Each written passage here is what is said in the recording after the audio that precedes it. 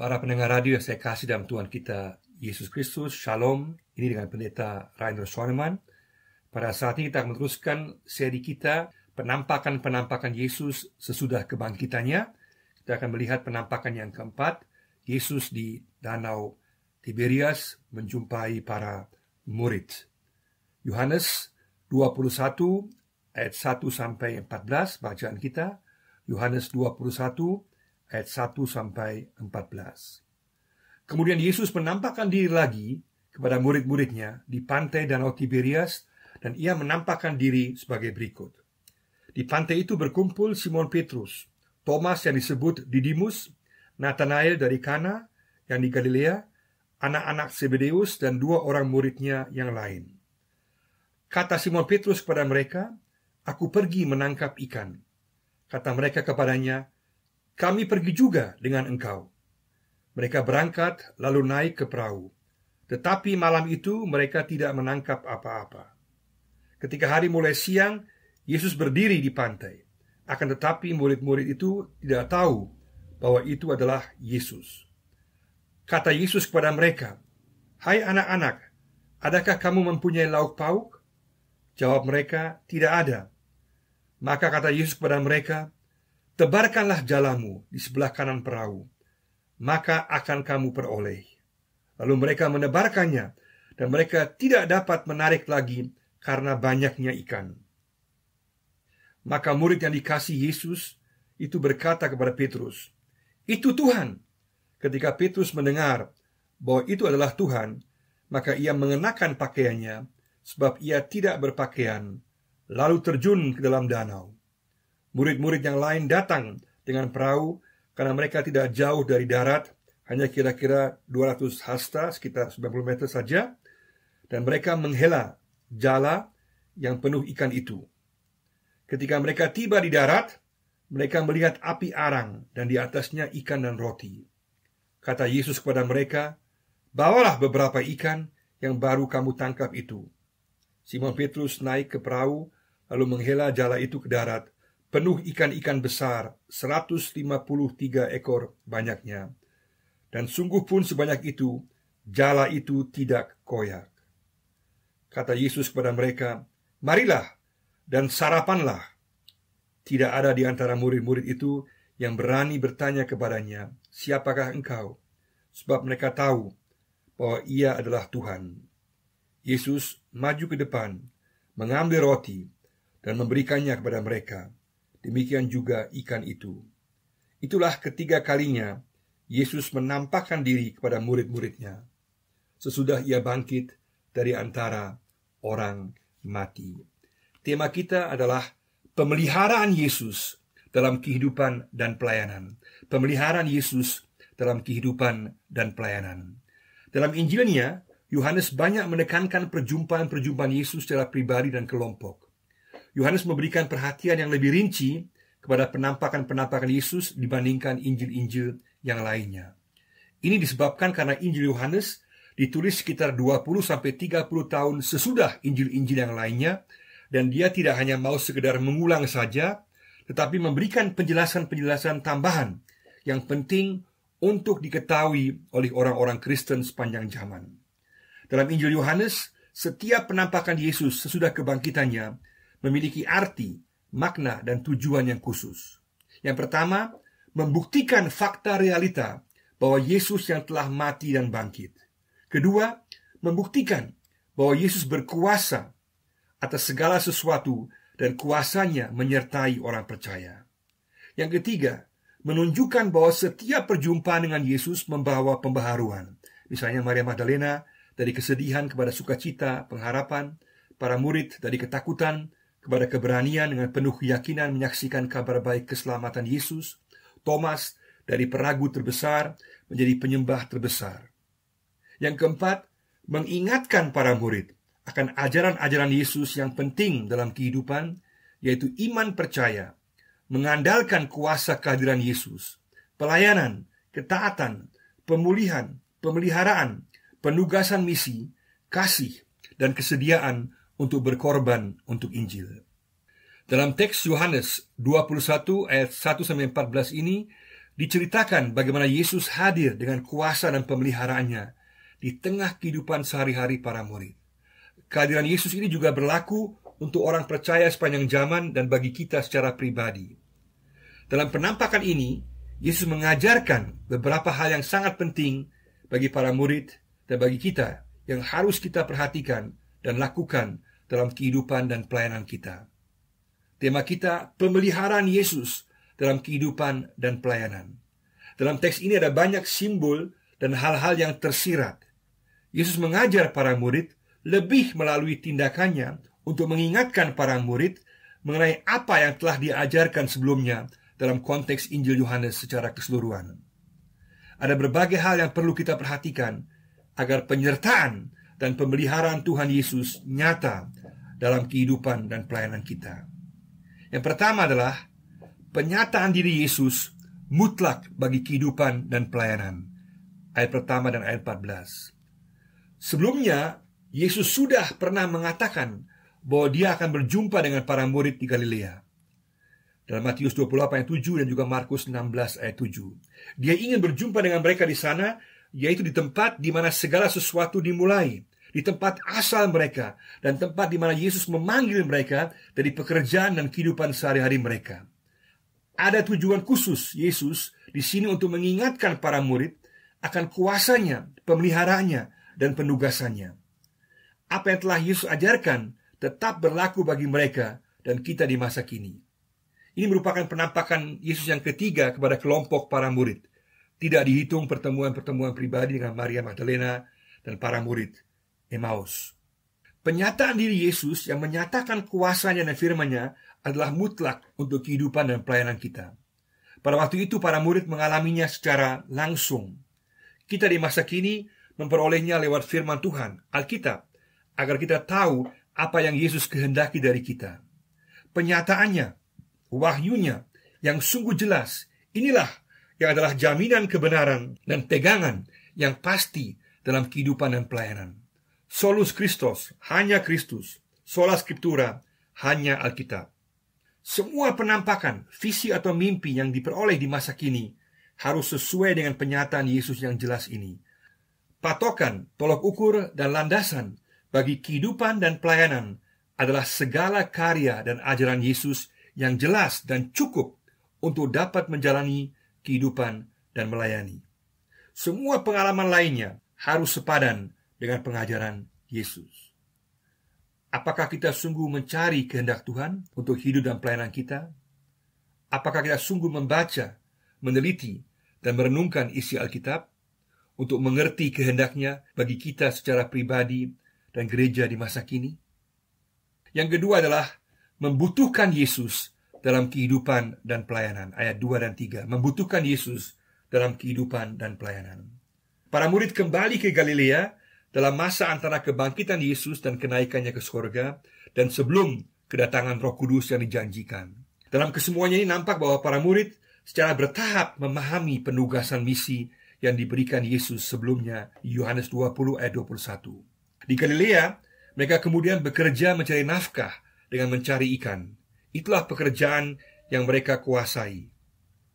Jika kita belum mengerti apa yang Tuhan ingin kita lakukan, maka lakukanlah apa yang kita ketahui sesuai pemahaman dan kemampuan kita. Secara bertahap, Tuhan akan menunjukkan akan rencananya selanjutnya dengan kita. Di sini, Yesus mengajarkan para murid sesuatu yang sangat penting melalui peristiwa kegagalan para murid untuk menangkap ikan. Mengapa?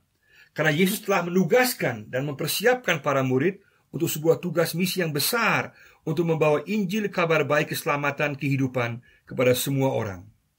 Di masa awal di tempat yang sama di Danau Tiberias, Yesus telah memanggil para murid untuk menjadi penjala manusia.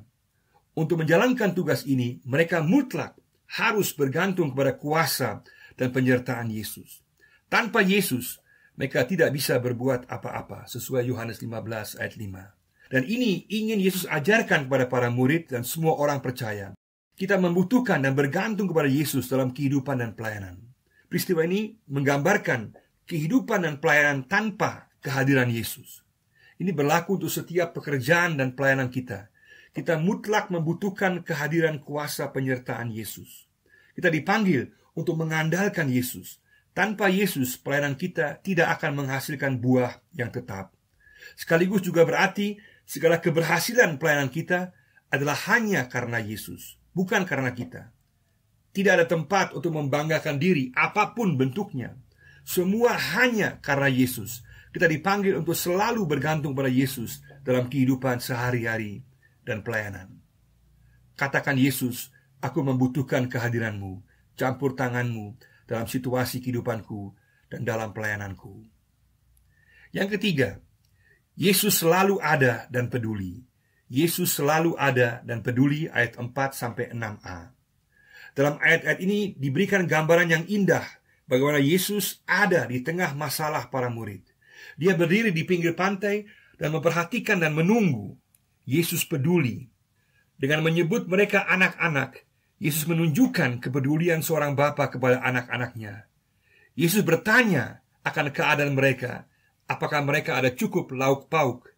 Meskipun Yesus sudah tahu jawabannya, dia tetap bertanya. Mengapa? Karena dia ingin agar para murid jujur menyatakan keberadaan mereka. Tidak ada, jawab para murid. Jawaban ini sekaligus menunjukkan bahwa mereka membutuhkan pertolongan Yesus. Dalam kepeduliannya, Yesus memberikan perintah yang sangat jelas.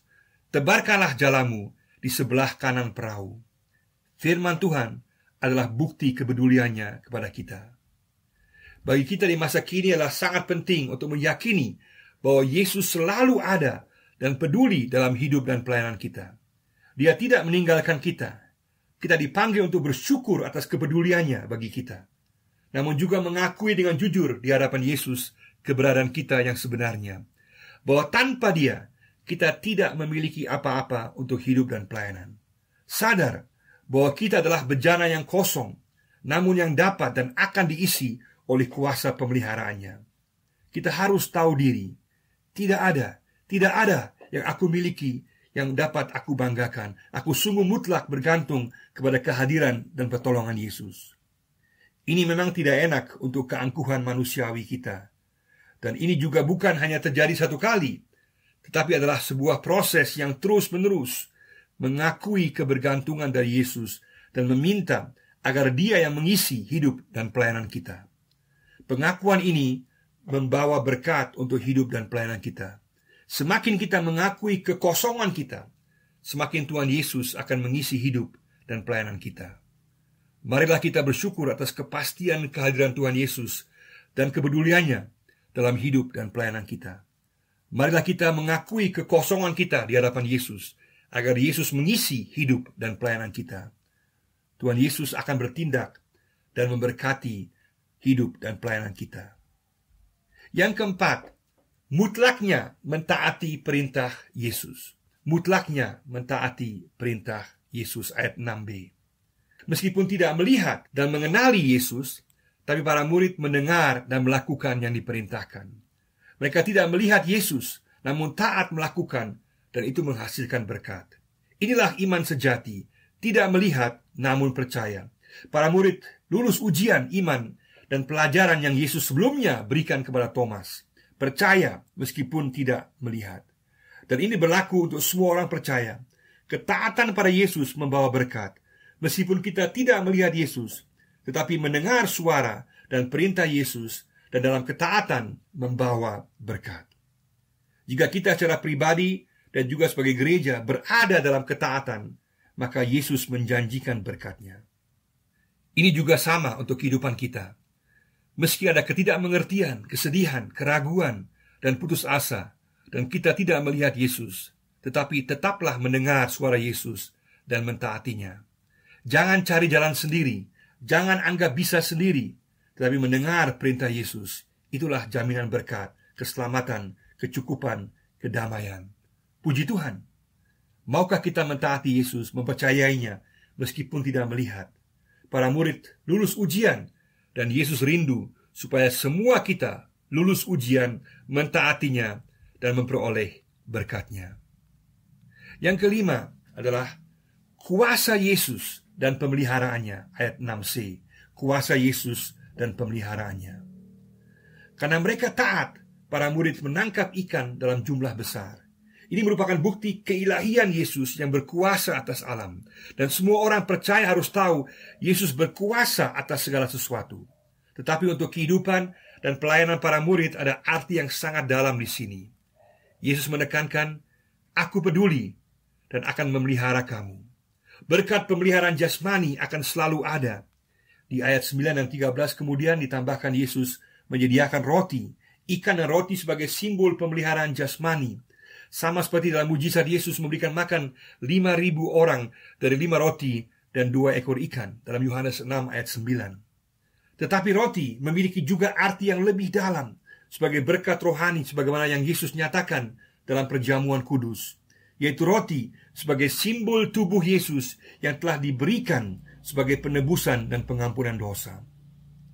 Yesus memberikan berkat pemeliharaan jasmani dan berkat rohani pengampunannya kepada setiap orang yang taat kepadanya. Puji Tuhan, marilah kita bersyukur atas berkat jasmani dan rohani dalam kehidupan dan pelayanan kita. Yang keenam, pengakuan Yesus sebagai Tuhan dan datang kepadanya. Pengakuan Yesus sebagai Tuhan dan datang kepadanya. Ayat 7, 8, dan 12b.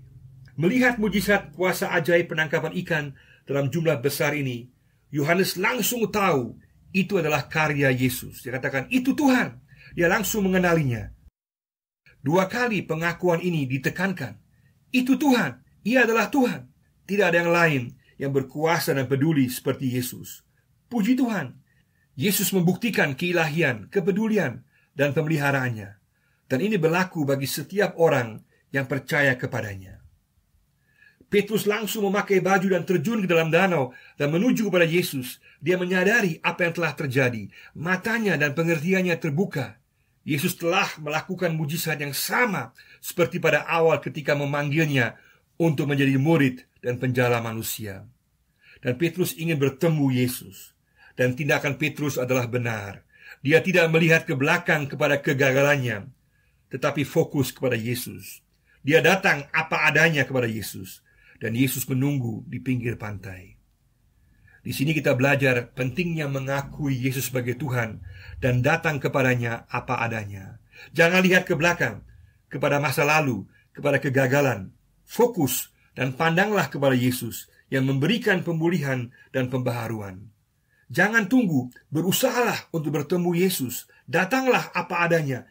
Yesus menunggu. Gunakanlah kesempatan yang ada. Masih ada waktu. Pemulihan dan pembaharuan akan terjadi. Yang ketujuh, Yesus bersekutu dan melayani para murid. Yesus bersekutu dan melayani para murid. Ayat 9, 10, 12, dan 13. Dengan pendekatan pastoral yang lembut, penuh simbol, tanpa banyak kata, Yesus mengingatkan para murid akan berbagai hal yang telah dia ajarkan sebelumnya. Ibaratnya, Yesus berkhotbah tanpa kata-kata di sini yang dipahami oleh para murid. Nyata jelas di sini, Yesus adalah konselor pastoral sejati. Dia ingin agar para muridnya mengerti dan kemudian mengambil keputusan sendiri dan kemudian sebagai hasilnya mengalami pemeliharaan Tuhan dalam kehidupan dan pelayanan mereka. Ini juga berlaku untuk kita di masa kini. Yesus melayani para murid. Dia telah membuat api arang dengan ikan dan roti di atasnya. Yesus menyiapkan segala sesuatu bagi para muridnya. Dengan tidak banyak kata mengundang mereka dalam persekutuan dengannya. Sikap dan tindakan Yesus mengingatkan para murid tanpa kata-kata akan semua ucapan Yesus sebelumnya. Datanglah padaku, makanlah dariku, minumlah dariku, percayalah padaku, tinggallah dalamku. Dan dalam persekutuan dengan Yesus terjadi pemulihan dan pembaharuan. Yesus memberikan kelegaan, istirahat, kekuatan. Pada saat yang sama Yesus meminta beberapa ikan yang ditangkap oleh para murid itu. Dengan tindakan ini Yesus menjelaskan bahwa dia bisa sendiri, tetapi dia ingin memakai para murid dan semua orang percaya. Dia sebenarnya tidak butuh kita, tetapi dia rindu memakai setiap kita. Sungguh suatu kehormatan yang luar biasa. Yesus ingin memakai setiap kita dalam pelayanan. Makan bersama memiliki makna persekutuan yang mendalam. Juga mengingatkan para murid akan perjamuan kudus sebelum Yesus ditangkap dan mati di kayu salib. Makan bersama sekaligus merupakan bukti nyata bahwa Yesus bukanlah hantu, karena hantu tidak bisa makan. Tapi Yesus telah benar-benar bangkit. Dia makan bersama mereka. Mereka tidak berhalusinasi. Yesus sungguh nyata, real. Dia telah bangkit. Berkat apa yang Yesus berikan di sini? Berupa ikan dan roti yang secara simbolis mewakili kebutuhan jasmani, yaitu kebutuhan hidup sehari-hari. Tetapi lebih dalam, juga roti adalah simbol pemberian pengampunan dosa berdasarkan korban penebusan Yesus di kayu salib. Yesus memenuhi kebutuhan rohani kita yang terdalam akan pengampunan dosa. Yesus mengingatkan para murid bahwa dialah roti hidup. Mereka diingatkan akan mujizat pemberian makan 5.000 orang dalam Yohanes 6 yang membuktikan kuasanya dan dapat memenuhi semua kebutuhan jasmani manusia. Tetapi dalam pengertian yang lebih dalam, dialah pemelihara kehidupan yang akan mencukupkan segala kebutuhan mereka yang percaya kepadanya. Karena padanya semuanya telah tersedia. Kita dapat mengandalkannya.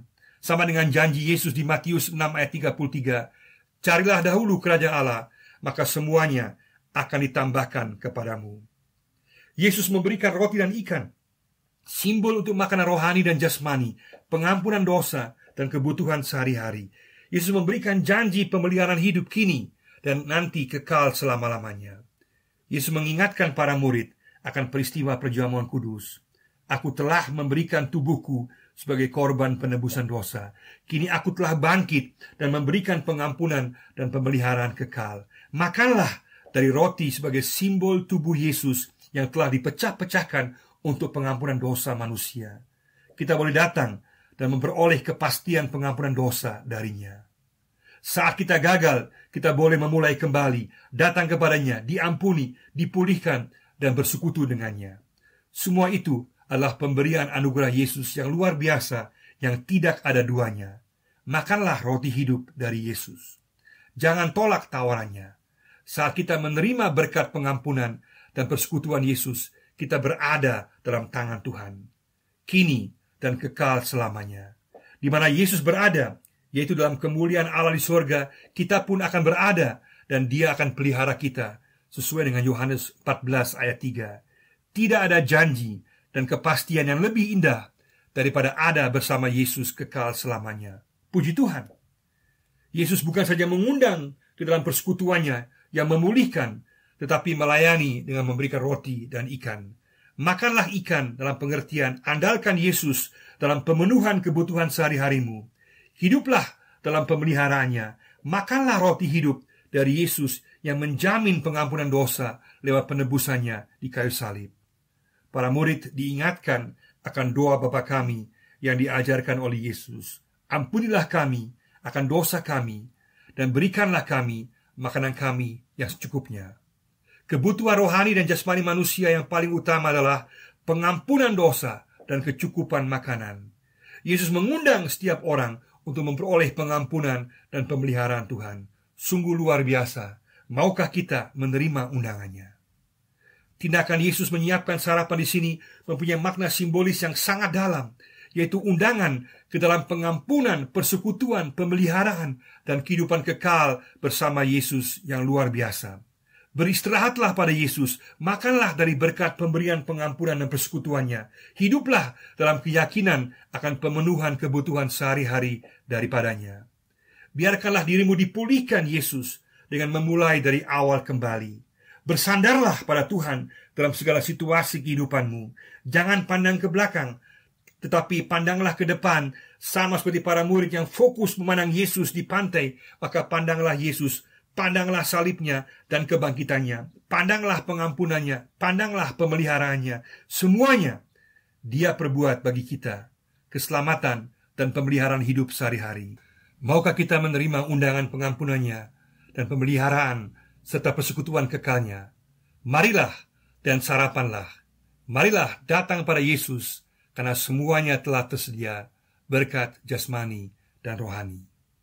Yang ke-8 yang terakhir adalah pemulihan dan penugasan misi. Pemulihan dan penugasan misi, ayat 11 dan 13. Inilah alasan utama mengapa Yesus ingin berjumpa dengan murid-muridnya, untuk memulihkan mereka dan mengingatkan para murid akan tugas misi yang telah Dia berikan kepada mereka.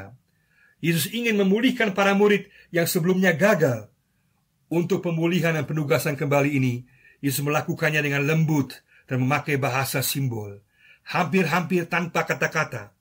Seringkali tindakan simbolis lebih kuat daripada perkataan langsung. Yesus seakan-akan mengisyaratkan, masih ingatkah kamu? Masih ingatkah kamu? Karena mujizat penangkapan ikan mengingatkan mereka kembali akan penugasan di awal untuk menjadi penjala manusia. Hal ini diperkuat lagi dengan mujizat jala yang tidak terkoyak meskipun menangkap ikan sebanyak itu. Jala atau pukat sebagai simbol tugas misi memenangkan orang bagi kerajaan Allah. Masih ingatkah kamu? Yesus ingin menegaskan, meskipun kamu semuanya sebelumnya gagal, tetapi kamu semua dipulihkan dan tugas tetap berlaku dan kamu tetap layak untuk membawa orang ke dalam kerajaan Allah. Bukan itu saja, malahan diperluas. Karena jumlah ikan sebanyak 153 ekor bukan saja menggambarkan jumlah yang besar, tetapi menyimbolkan kesempurnaan. Ada banyak dugaan arti angka misterius 153 ini. Ada yang mengatakan itu hanya menggambarkan jumlah yang besar. Ada yang lain mengatakan angka sempurna 17 dikalikan angka sempurna 9 menghasilkan 153, yaitu kesempurnaan. Ada yang mengatakan 153 adalah jumlah semua jenis ikan yang ada di Danau Tiberias pada waktu itu. Yang pasti adalah menunjukkan jumlah yang banyak, beragam jenis orang dan bangsa, serta kesempurnaan jumlah mereka yang akan dijangkau dengan Injil keselamatan Yesus. Artinya, secara simbolis penugasan misi bagi para murid Yesus diperluas untuk menjangkau semua jenis orang, bukan saja kepada bangsa Israel, tetapi semua bangsa. Peristiwa penangkapan ikan dalam jumlah besar adalah simbol bagi tugas misi dan janji keberhasilannya dalam tangan Tuhan. Sebagaimana juga dalam Injil Matius 28 ayat 19, pergilah, jadikanlah semua bangsa muridku. Tidak lama kemudian, ini menjadi kenyataan. Petrus yang sebelumnya sepanjang malam menjala ikan dan tidak mendapatkan apa-apa, kemudian pada hari Pentakosta dalam kuasa Roh Kudus dengan satu kali khotbah 3.000 orang yang menerima Yesus. Dan dalam perkembangannya, Injil Yesus telah menjangkau seluruh dunia dalam kuasa Roh Kudus. Tugas menjala berbagai jenis manusia untuk menerima keselamatan Yesus dan masuk kerajaan Allah berlaku untuk setiap orang percaya di masa kini. Meski kita telah gagal, Yesus mau memulihkan kita. Jangan lihat ke belakang kepada kegagalan, tetapi pandanglah Yesus dan penugasan misi yang Dia berikan. Kita dipulihkan, dilayakkan untuk tugas misi. Bersediakah kita?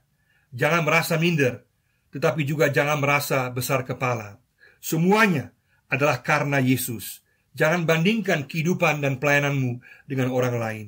Fokuslah kepada Yesus dan apa yang Dia mau lakukan melaluimu.